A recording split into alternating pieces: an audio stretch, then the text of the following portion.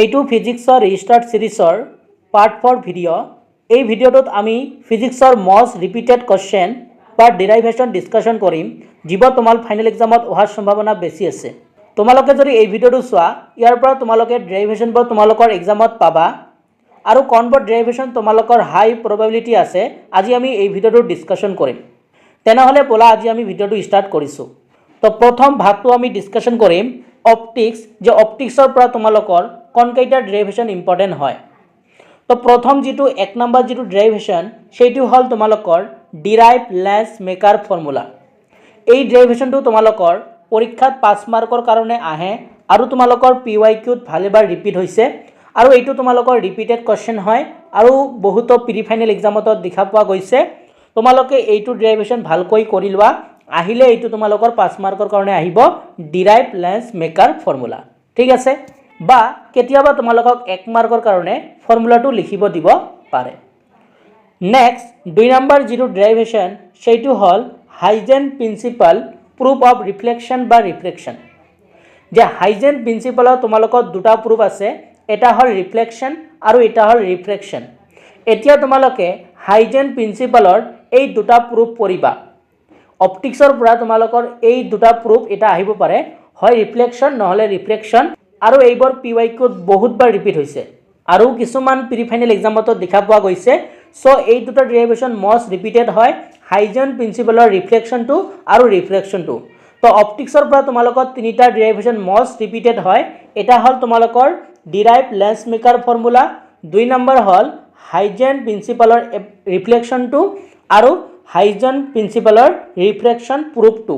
তো এই তিনিটা ডেৰিভেশ্যন তোমালোকে বেছিকৈ পঢ়িবা, ভালকৈ পঢ়িবা। এই তিনিটা এটা তোমালোকৰ আহিব পাৰে আৰু এইবোৰ আহিলে তোমালোকৰ 5 মাৰ্কৰ কাৰণে আহিব, ঠিক আছে।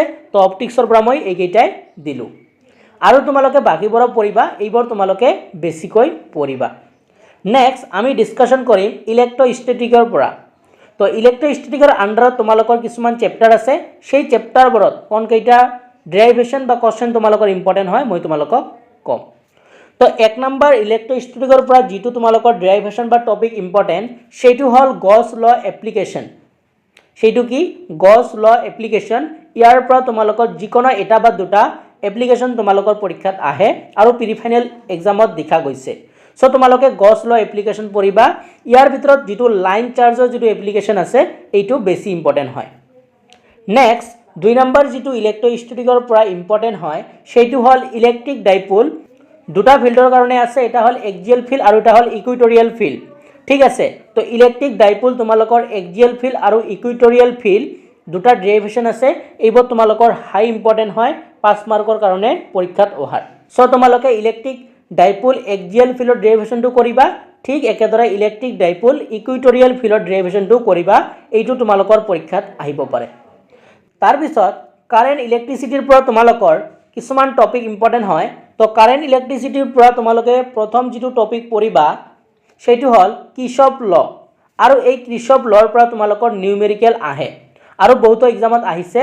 চ' কাৰেণ্ট ইলেক্ট্ৰিচিটিৰ পৰা তোমালোকে কি পঢ়িবা, কিৰ্চফ ল যিটো নিউমেৰিকেল, সেই নিউমেৰিকেলবোৰ তোমালোকে চাবা আৰু কিছুমান ষ্টেটমেণ্ট আছে তোমালোকে চাবা। 2 নম্বৰ কাৰেণ্ট ইলেক্ট্ৰিচিটিৰ পৰা তোমালোকে চাবা 2 নম্বৰ যিটো ইম্পৰ্টেণ্ট টপিক সেইটো হ'ল হুইষ্টন ব্ৰিজ, আৰু এইটো তোমালোকৰ বহুত ইম্পৰ্টেণ্ট হয়, তোমালোকে এইটো ভালকৈ চাবা হুইষ্টন ব্ৰিজ। বাকীবোৰো চাবা কিন্তু এইকেইটা ভালকৈ চাবা। তাৰপিছত আমি নেক্সট আগবাঢ়ো এটমছ বা নিউক্লিয়াৰ পৰা কোনকেইটা ইম্পৰ্টেণ্ট হয়। তো এটমছ বা নিউক্লিয়াৰ পৰা প্ৰথম যিটো ইম্পৰ্টেণ্ট সেইটো হ'ল বৰছ পষ্টুলেট। এই বৰৰ তোমালোকৰ পষ্টুলেট কেইটা লিখিব আহিব পাৰে, এইটো তোমালোকৰ বহুত ইম্পৰ্টেণ্ট হয়। 2 নম্বৰ যিটো ইম্পৰ্টেণ্ট সেইটো হ'ল বাইণ্ডিং এনাৰ্জি। তোমালোকৰ বাইণ্ডিং এনাৰ্জিটো বহুত ইম্পৰ্টেণ্ট হয়, তোমালোকে এইটো টপিক ভালকৈ পঢ়িবা। 3 নম্বৰটো হ'ল ৰেডিঅ' এক্টিভ ডিকে লৰ ডেৰিভেশ্যন। এটমছ বা নিউক্লিয়াৰৰ পৰা তোমালোকৰ এটা ডেৰিভেশ্যন আছে ৰেডিঅ' এক্টিভ ডিকে লৰ ডেৰিভেশ্যন, এইটো তোমালোকে ভালকৈ চাবা। ইজি তোমালোকৰ ডেৰিভেশ্যন হয়, অলপ তোমালোকে ভালকৈ বুজিলে পাবা। চ' এই ডেৰিভেশ্যনটো তোমালোকে ভালকৈ চাবা।